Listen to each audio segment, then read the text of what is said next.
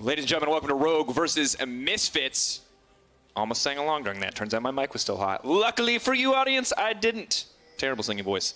Now, Misfits grouped as 5 for the level 1. Seems like they've been seeing some cheese and scrims, and they want to stop it. But since it looks like we might not get a whole ton of level... Actually, I'm going to hold that thought. Frosco, we got a level 1 setup potentially coming through. Rogue on the invade. Yeah, I think it's in response to Vander. Now, we did see this becoming more popular when the Rakans take the cheeky W, and then they can slip in underneath your vision, wait until the cooldown comes back up, and then catch you off guard. So you are correct. Misfits did 5-man stack, but I think it was in a lot of respect to the fact that not only has Vander pulled off some crazy Rakan stuff, but we've seen it internationally as well as domestically last split.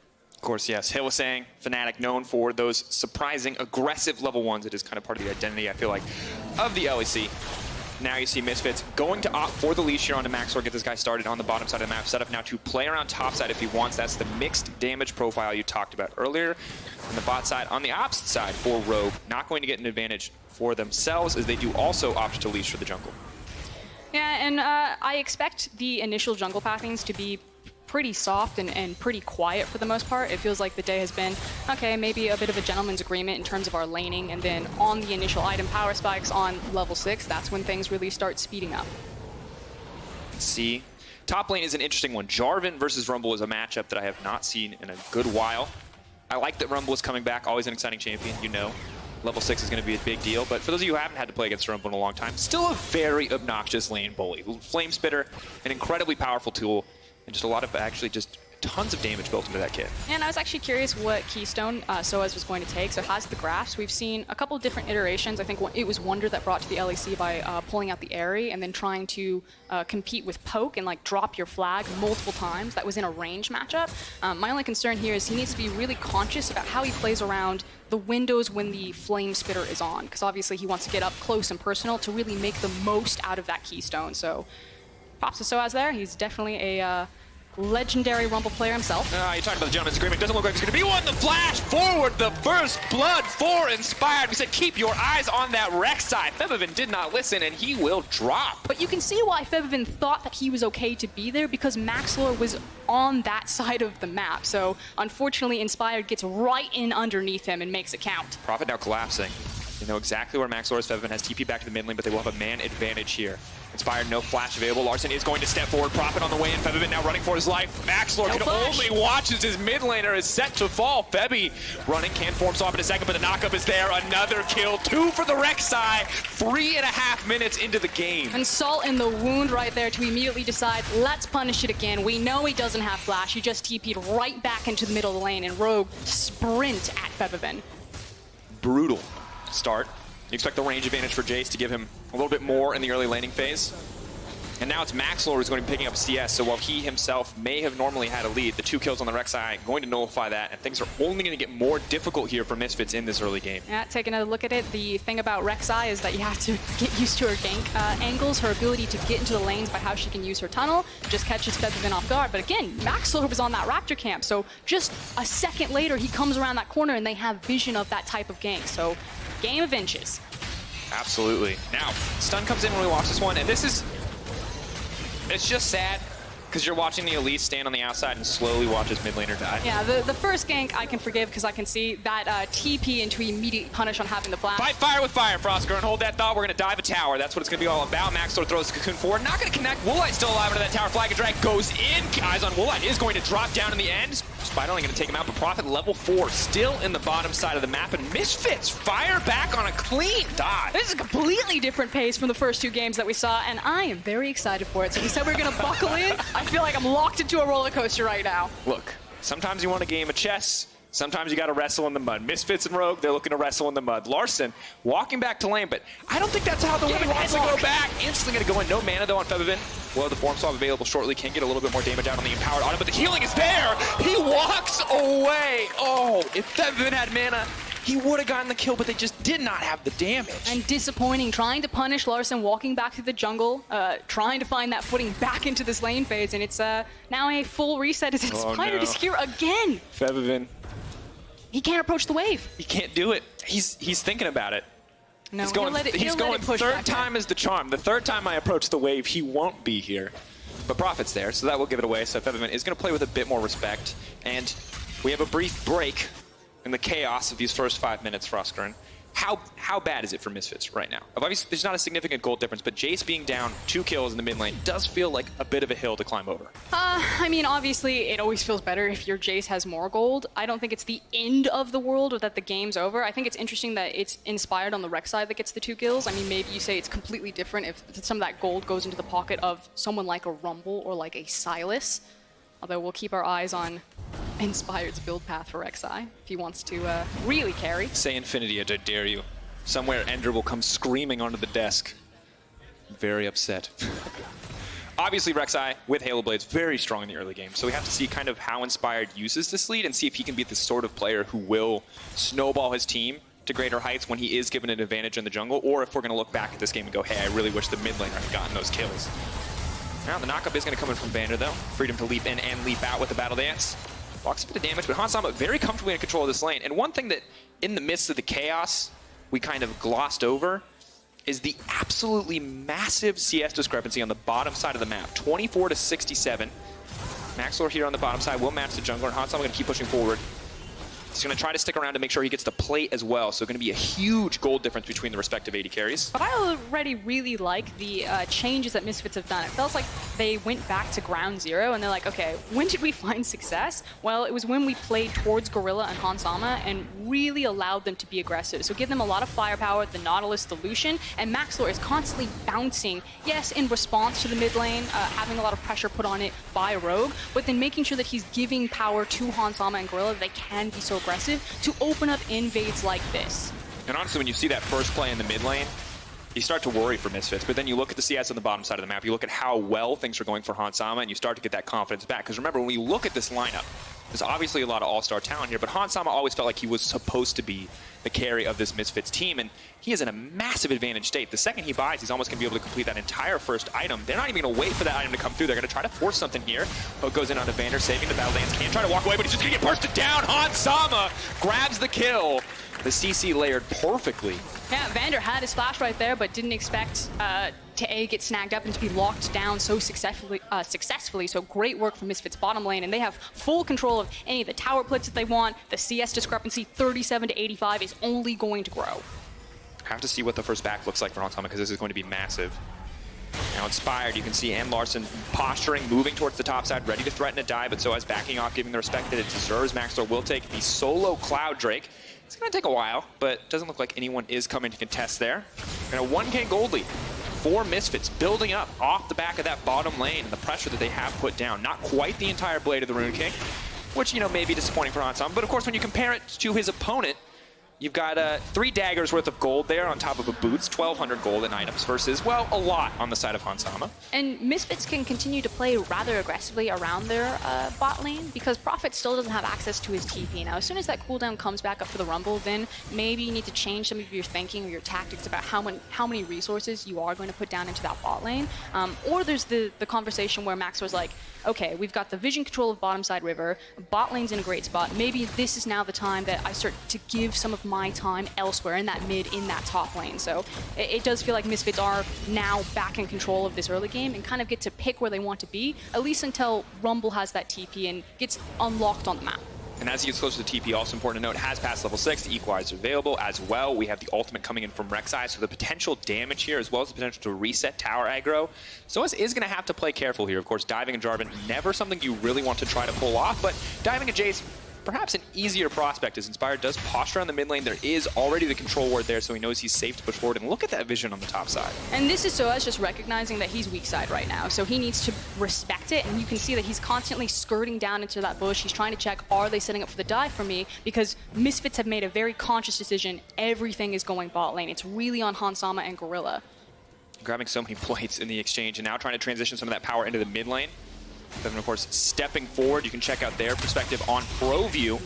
But now a stolen ult could be a key to get the fight kicked off. Gorilla has to be careful about stepping forward.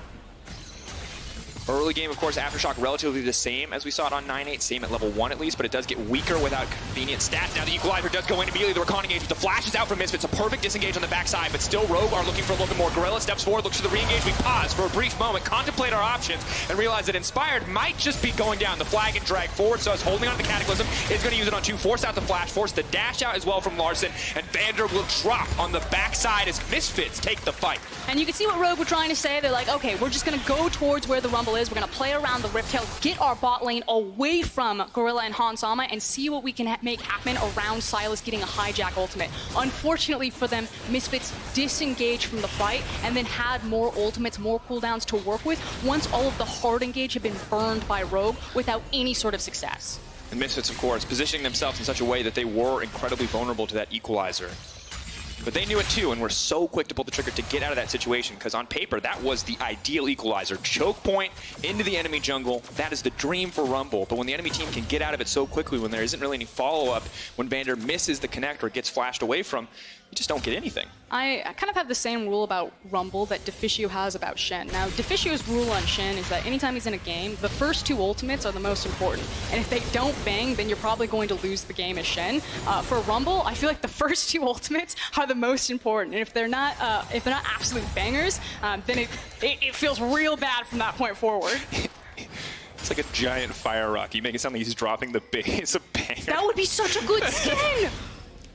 All right, we'll talk about alternative career paths for our mutual genius later. For now, Misfits moving down to the bottom side.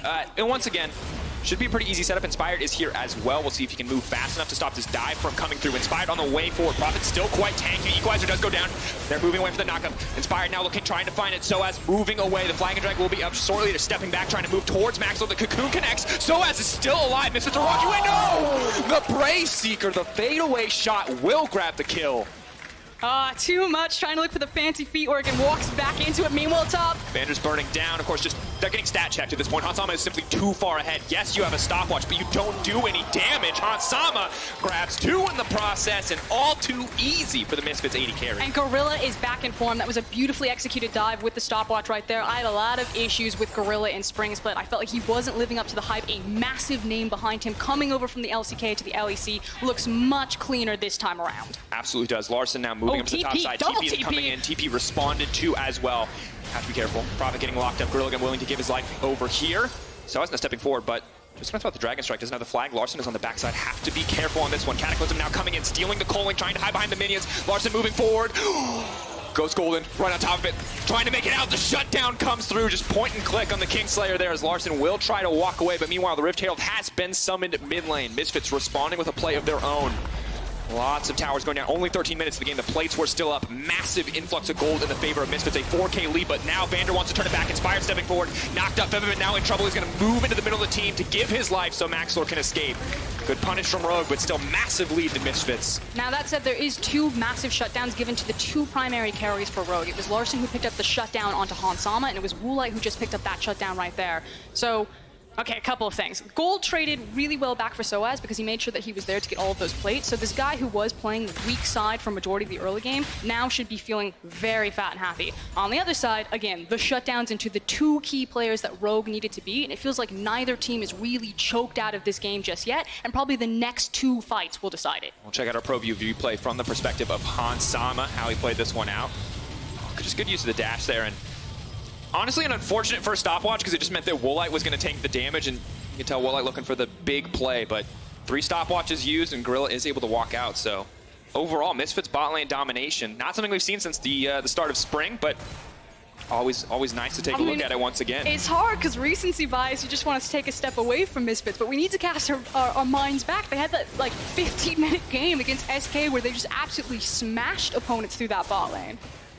It's not Morgana Draven, but I will definitely take the Nautilus Lucian in terms of aggressive bot lanes. And while Inspired, I feel like, has looked pretty good in this game, while Larssen has gotten to look good, the bottom lane for Rogue has been suffering. Woolite put so incredibly far behind. You talked about 1-9 and power spikes being important for Misfits. Well, he's at 1.5.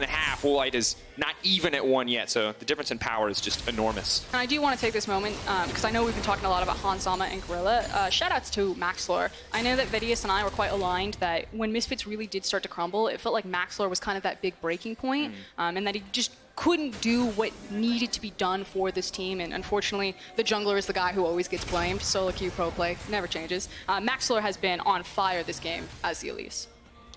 Few unfortunate moments in those few early minutes, but otherwise, you're right, has been absolutely on point. Now, His response has been very strong. And we talked about how important this game is for setting first impressions, right? First impression of a very new Rogue lineup, and kind of a second impression, say, you know, another first impression. We'll give them the second chance for a first impression. I know you're not supposed to, but we'll give that to Misfits.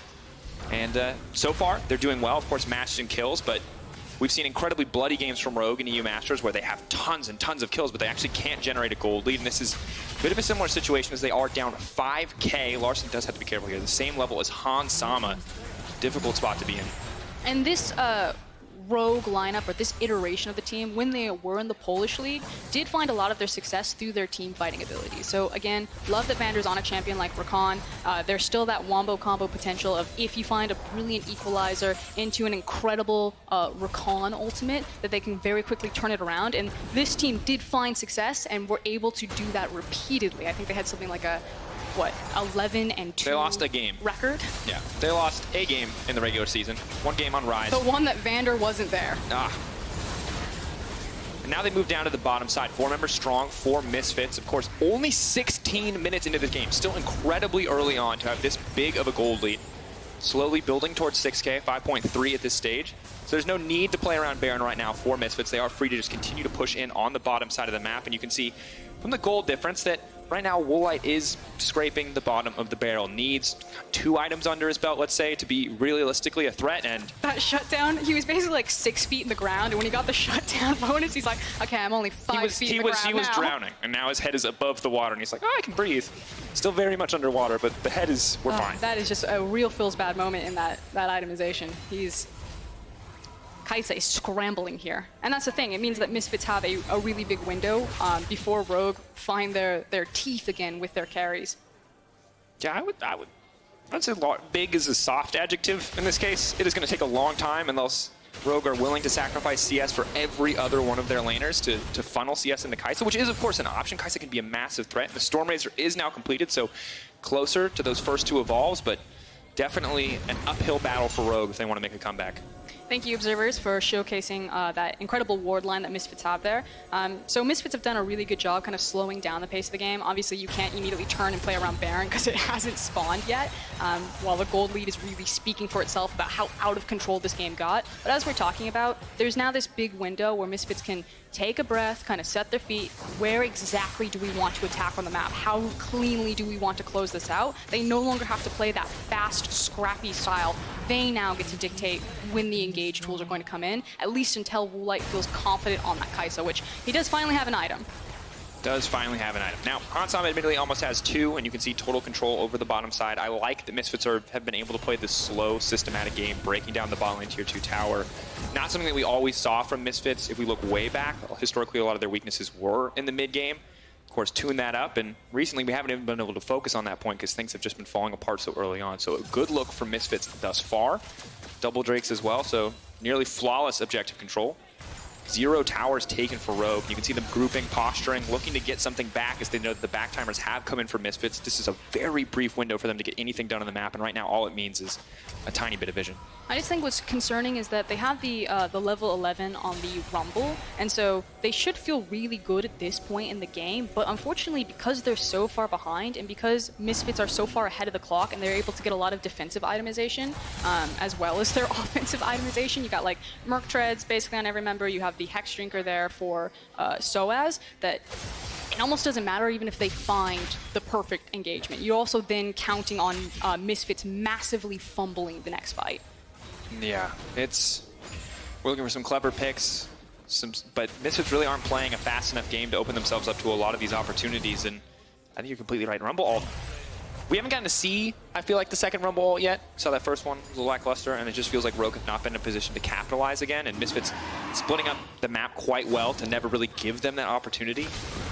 You know, Equalizer is one of those ultimates that's just, in theory, so powerful. On paper, 1.5 AP scaling ratio, synergizes so well with flat penetration, but in reality, really hard to find a good opportunity to use it. Yeah, and it's hard when your team's not ready to team fight because that's what Rumble wants to do. And Misfits are not only doing a good job kind of splitting up the map, taking the free objectives, but also making sure that they're not wasting any gold. These CS discrepancies across virtually every single lane, Hansama looking at a very close flame horizon on his opponent, just continuing to balloon out of control. And we're effectively waiting for the Baron to spawn. It now has. They got the Mountain Dragon for free. They can now turn and start playing around this objective and use this as a as the carrot to bait Rogue in. And it does feel like the Baron waiting room at the moment. You highlighted the CS discrepancy. And, I feel like we've hit it so many times, but just absolute dominance. Once again, when it comes to setting first expectations, has not been a good look from Woolite thus far. And now Misfits, 20 minutes, they're going to start with the Baron. Inspired can step forward, but without the rest of his team here, he may just get one shot. Of course, Prophet is on the backside. Are they just going to give this one up uncontested? 1K health. Equalizer goes down. Smite will connect as well. They see an opportunity to get the fight kicked off. Maxlore takes a lot of initial damage. Hansama knocked out of the fight for a brief moment with the stolen ultimate. Gorilla not going to fall. Maxlore's still alive as well. No one in Misfits has died yet, but Prophet's going to find the burn. The Rakan engages there. Rogue finding the turn in an instant, but sOAZ wants to fire back. Prophet inspired, the last two members standing, trying to get to that tunnel, wanting to save the cooldown to get out, but cannot do it. 2 kills quickly picked up by Misfits. And ultimately, it's still 3 Barons that Misfits managed to walk away. And not only that, but they have it on their mid laner, their top laner, and their ADC. So if they really want to, they can continue to split up the map, apply the Baron in all 3 lanes, and Misfits have now put their foot on the gas. And for Rogue, it just felt like that is the moment where you have to go in. That is the most of your opponent's resources you're going to get them to burn without you kicking off a fight, but still, things so heavily favored in the Misfits camp right now. 10K gold lead after they break down this tower, absolutely massive. 3 dragons, the Baron powering them up. The next 2 minutes, it is a game of survival. You are getting punched over and over again. You were just waiting for the bell to ding so you can get a break before the next round. But this was the decisiveness that we wanted from Misfits in Spring Split. Multiple times they would fumble in exactly that moment around a Baron, and they would throw games that surely they thought that they were going to win. This time around, it really sticks. And I agree with you. Rogue are saying, we have to go in now, but the gold discrepancy is what won out in the end. And they just could not lock down a target. You can see so many low health bars, but they're able to walk away for a long time. And the rest of the team getting started, but very much Febiven still alive. The Jayce still a massive threat. Yes, one of the members of the team that has been focused out, but when left alone, when left free in that back line, just able to cut through so many health bars. Also very cool for Maxlore, I believe, to get the cocoon off before going into the invulnerability, the stopwatch, right onto Larssen. Oof. Oh, no surprise setup for Vander. Or I feel like when teams get caught out by death brushes in any other region, it's like fine, but like in the LEC, it's probably not super acceptable because like Fnatic did it, and now pretty much everyone does it when they're behind, and you never want to be the guy that dies to the death bush. It's just so hard because you don't have the gold to invest into the control wards to make sure that you can safely check your own jungle. And look at that damage! Ooh. Traumatic experience for the Rek'Sai. Can't even see what's going on. Just gets a sense of the tremors and is just getting shot so many times. He was probably feeling that Infinity Edge like 2-0 early on in this game, and now he's like, nah. The Black Cleaver now. Maybe a Knight's Vow. All right, Prophet. Everyone is getting chunked. At this point, realistically, we are waiting for another Miracle engage from Rogue, but this time it has to be even better than the previous one. Otherwise, Misfits are just going to keep moving forward, just keep kind of asserting their dominance over Rogue with this massive gold that they did build up in the early game. And it's interesting to watch the first 3 minutes of this game where you do see those repeated Rek'Sai ganks, and now to see where we are now. And I think a lot of people be kind of scratching their heads like, how did this happen? And it's Hansama. It's this bottom lane, the attention that they were given, and what they've been able to do with it is they just instantly smashed through that tower and are now looking to grab an inhib as well. It's the fact that Misfits didn't take a step back, but here's a step forward. Big fat rumble flank coming in for Prophet. Buys a bit of time as well. So much damage goes in. Kai'Sa moving in as well. Misfits have overstayed their welcome. Prophet with a beautiful TP. The follow-up is huge for the side of Rogue. Febiven can try to step into this fight, but there are still 4 members alive and well. Rogue needed a miracle to hold on in this game, and they found it. It wasn't the second rumble ult. It was the third one that got laid down from Prophet. Catching, like you said, Misfits off guard, overstayed right there, massive damage and great follow-up from Rogue. And again, this is where this team will excel. I expect this to be their core play style throughout the LEC until we start to see maybe some experience lessons learned for some of these newer members to the professional stage, but they excel in team fighting. And it looked good. And Prophet finding that flank, the guy that we have looked at historically on the Rogue lineup to kind of be a big playmaker, finding those opportunities, finding that clutch equalizer, and just honestly just an absurd amount of damage done. The unfortunate thing, though, is it meant that Misfits got to go back to base. They got to spend all of their gold, coming back with brand new shiny items. And it's still a massive climb here for Rogue. Yeah, it's going to take 2 or 3 more of those before they're able to get back into the game. Or, 20 to 30 minutes of stalling. We'll see what they want to go for, but there's the TP on the backside. And for all of the control wards that Misfits have placed into that jungle, good on Prophet to find the one area where they hadn't. That was a Misfits barbecue. My God, Rumble does so much damage. Of course, the rest of the team does follow up, but that team fight felt like the Prophet story. Now, but the good news for him is he got a lot done in that fight. A lot of items are coming through. Yeah, look at the items that he has now. Yeah, third items, admittedly, coming through on the opposite side for Misfits, but second items are there for Rogue, and that feels slightly more favored for them overall. I'm really excited to see the appearance of Rumble. Globally, he's starting to pop up a lot more. We keep talking about him being flexed into a mid lane position, so I hope that we get to see it. I think that he's got a lot of interesting matchups, although unfortunately champions like Nico, Sylas also have decent matchups into him, so I was curious how much priority Rumble would get when these champions are still available, because you can really punish him in the laning phase if you get access to them, which is why I love him with a Sylas. And I think for Rumble to really work, that's what you need to see, either a Sylas banned or paired with that champion so Sylas can't abuse him. Makes a lot of sense, of course. Top lane has been kind of summarized as so much about counter picks these days, especially when it's an aggressive meta so full of fighters and bruisers and pretty much everything but tanks at this stage. Now, of course, we did see the Rumble used on the bottom side. We're hoping to find that pick onto Febiven, which once again, it's not about making a bigger play, but buying themselves some time, maybe freeing up the opportunity to contest some of this Baron vision. Because right now, it does feel like with Baron spawn, Misfits can just start this at any time. Without the equalizer as well, with the Mountain Drake, really cannot contest this. They're going to try. Vander leading the charge. Misfits giving them the respect, though. Of course, you have Febiven on the bottom side, so trying to force Rogue to be the team to make the hard decision. Yeah, and should be noted that it's Febiven with the TP and not sOAZ, so not all 5 members of Misfits can join this Baron pit if that's what Rogue tried to force. sOAZ in the mid lane, of course, Febiven on the bottom side. 3-member strong Gorilla looking to be that body wall, stop anyone from making their way into the pit.